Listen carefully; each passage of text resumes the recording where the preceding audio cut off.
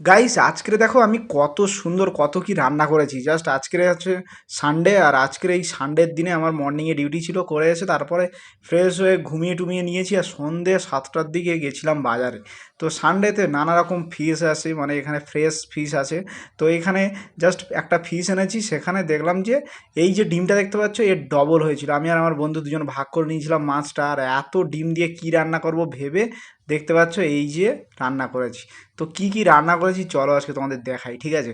যেহেতু আজকে আজকে এতগুলো রান্না করার কারণ হচ্ছে, মানে এই যে ডিমটা হঠাৎ করে হয়ে যাবে বুঝতে পারিনি, মানে মাছের ভেতরে ডিম, মাছ কাটার পরে দেখলাম। আর আজকের সানডেতে সবাই বাইরে অনেকে চলে যায় ঘুরতে টুরতে, তার জন্য আজকে কিচেন পুরো একদম ফাঁকা, তাই ভাবলাম একটু রান্না করি। তাই দেখতে পাচ্ছ এখানে কত রকমের রান্না করেছি। এর মাঝে মা ফোন করেছিল, তো মাকে আমি যখন বললাম যে এত কিছু রান্না করছি, তখন আমাকে বলছে আরে এত কিছু রান্না করছিস, তো কী করে রান্না করছিস এত কিছু? আমি তাই বললাম যে আজকে একটু মনটা চেয়েছে তাই এত কিছু রান্না করছি। তো যাই হোক, যখন মন চায় তখন হোস্টেলে রান্না করতে ইচ্ছা হয়, যখন না মন চায় তখন তো খুব বিরক্ত লাগে, মনে হয় যেন বাইরে যাই গিয়ে খেয়ে আসি। তো যাই হোক, আজকে এত কিছু রান্না করেছি। কি কি রান্না করেছি তোমাদের দেখাই। এই দেখো, দেখতে পাচ্ছ এখানে মাছের বড়া আছে, আর এই যে মাছগুলো দেখতে পাচ্ছ তোমরা হচ্ছে এত খাবার হয়তো আমি একাই খাবো। হ্যাঁ, একাই খাবো, তবে একবারে নয়। ওই মাছগুলো তুলে রেখে দিলাম। আর এই যে দেখতে পাচ্ছ মাছের ডিমের বড়া, আমি প্রায় 1.5 বছর হয়তো এই মাছের ডিমের বড়া খাইনি। তো আজকে আমি সেটাকে সুন্দর করে পেঁয়াজ লঙ্কা দিয়ে সুন্দর করে বানিয়েছি।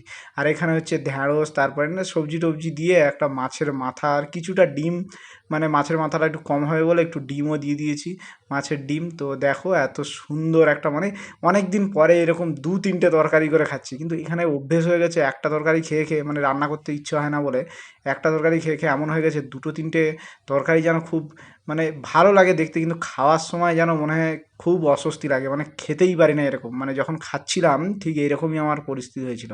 কিন্তু এইটা দেখতে পাচ্ছ, এটা হচ্ছে এটা করতাম না, লাস্টে গিয়ে ভাবলাম যে না করে নেই। তো এখানে দুটো মাছ দিয়ে সর্ষে বাটা দিয়ে, হালকা সর্ষে দিয়েছি কারণ বেশি সর্ষে আমি দেইনি, হালকা সর্ষে দিয়ে এটা বানিয়েছি। আর এই যে রান্নাটা দেখতে পাচ্ছি, এখানে ওয়েদার একদম ঠান্ডা, এখন বৃষ্টি হচ্ছে প্রায়। আর ওয়েদার ঠান্ডা বলে তাই রান্না করেছি, 2বারের মতো হয়ে যাবে সমস্ত তরকারিগুলো। আর এই যে তরকারিগুলো দেখতে পাচ্ছ, তোমরা বলো কে কে এবার মাছের ডিমের বড়া খেতে ভালোবাসো?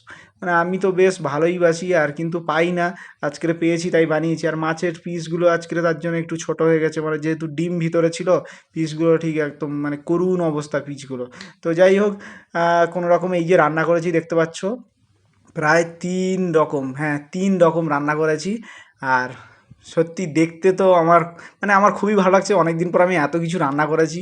আর মাকে যখন বলছি, মা বলছে বাহ, এতগুলো রান্না করবি কী করে, টাইম কখন পাবি? তা আমি বললাম যে আজকে কিচেনে একদম ফাঁকা আছে, তো রান্না করাটা কোনো ব্যাপার না।